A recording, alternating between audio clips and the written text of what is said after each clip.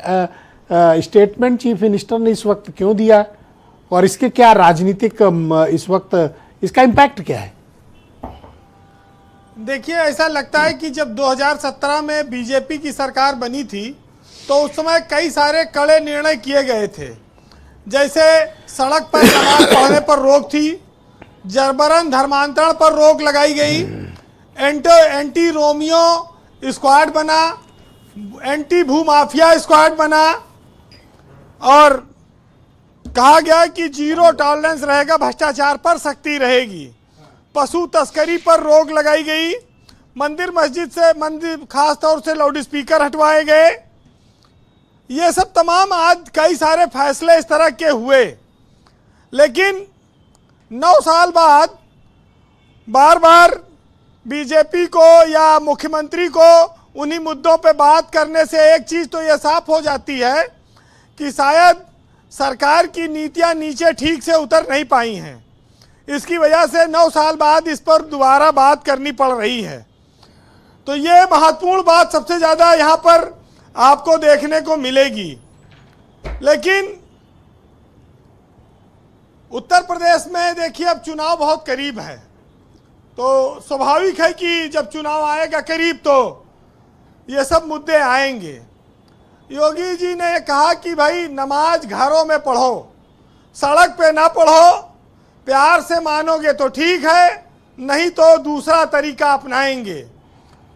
और ये भी बात आई कि अगर घर में रहने की जगह नहीं है तो जनसंख्या कम करो, तब उसके बाद आराम से पढ़ो। तो ये बात बहुत साफ है कि जिस मुद्दे पर वोट मिलेगा, मजा आएगा, चर्चा होगी, वही तो मुद्दा चलेगा। अब चुनाव का वक्त है, हिंदू और मुस्लिम का मुद्दा बीजेपी को हमेशा से आनंद देता रहा है। तो ये टॉपिक जो है माहौल को गरमाता है और उसी हिसाब से ये आता है। वैसे लेकिन जो उत्तेजना इस बयान के बाद अपोजिशन में सपा और कांग्रेस में होनी चाहिए, ये इन दोनों में उत्तेजना मुझे दिखी नहीं। देखिए, जैसे ये बोलेंगे तैसे इनका वोट कटेगा। तो ये अब जान इस डर के नाते न बोल रहे होंगे कि मुस्लिम वोट कट जाएगा, हिंदू वोट कट जाएगा, तुरंत हिंदू मुस्लिम हो जाएगा। ब्रजेश जी, भारत में सड़कें खाली नमाज पढ़ने के काम नहीं आती हैं। भारत में सड़कें बहुत सारे काम आती हैं। जैसे सड़कों पर ठेला लगता है, दुकानदार अतिक्रमण करते हैं, छुट्टा जानवर भी आराम करते हैं, उनको भी सड़कों पर ही जगह मिल पाती है। तो अगर नमाजियों के साथ इनकी भी सफाई कर दी जाए तो काफ़ी राहत मिल जाएगी। वैसे आप एक चीज़ ये बताइए कि इतनी गर्मी पड़ रही, 45-50 डिग्री तापमान है, सड़क पर नमाज पढ़े जाएगा कौन इस समय इस तापमान में? ये झुलस जाएंगे नमाज के चक्कर में। सब अपने अपने घर में पढ़ रहे हैं, कोई सड़क पर इस समय जाने की हिम्मत नहीं कर पा रहा है। तो गर्मी ने भी सड़क से दूरी बढ़ा दी है। लेकिन चूंकि एक राजनीतिक मुद्दा है, नहीं, इन लोगों को मुसलमानों को वोट चाहिए, लेकिन मुसलमानों पर कोई बात होती है तो ये लोग बोल नहीं रहे हैं, सपा और कांग्रेस वाले। ये है बात। और आसिफ वकार साहब का कॉन्ट्रैक्ट लिए है, कोई न बोलना, मैं बोलूंगा। देखिए, वो एक कहानी आती थी ना कि विक्रम बैताल वाली, बैताल कहता है कि मैं एक कहानी सुनाता हूं, लेकिन तुम अगर इसका उत्तर दोगे तो मैं उड़ जाऊंगा। तुमने जवाब दिया और मैं चला। तो वो जैसे राजा जवाब देता था विक्रम, तैसे बैताल उड़ के भाग जाता था।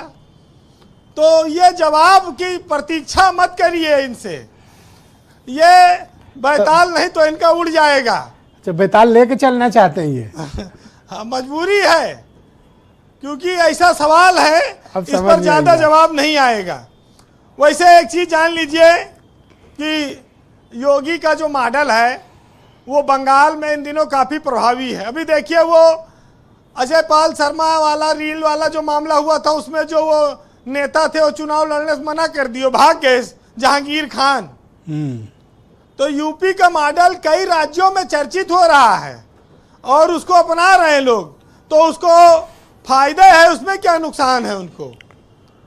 इस देश में जिनके पास पैसा नहीं वो भी सड़क पर आयोजन करते हैं, धार्मिक आयोजन भी होते हैं, होते रहेंगे। अब ये सरकारों पर निर्भर करता है, किसी के लिए कोई लिबरल हो जाती है, किसी के लिए सख्त हो जाती है। इन दिनों मुसलमान और हिंदू पर वोट मिलता है तो मुसलमानों पर सख्ती होगी तो हिंदू वोट एकजुट होगा, इसमें कोई बड़ी बात नहीं, तो नई बात तो आई नहीं है। लेकिन ये बिना मौसम के बयान है, ये बात सही है। अब ये मौसम की शुरुआत आप कह सकते हैं, जिसे मानसून आने वाला है और ये बूंदा बांदी छींटा कसी बादल उमड़ घुमड़ ये थोड़ा से दिखाई पड़ने लगा है।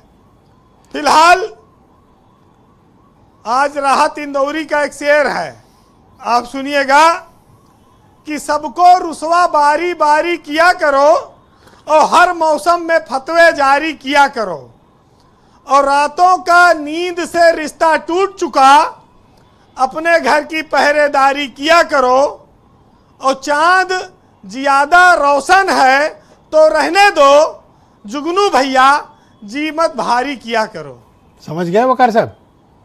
बहुत शुक्रिया वीरेन जी, बहुत धन्यवाद ग्राउंड जीरो से अपने इनपुट फीडबैक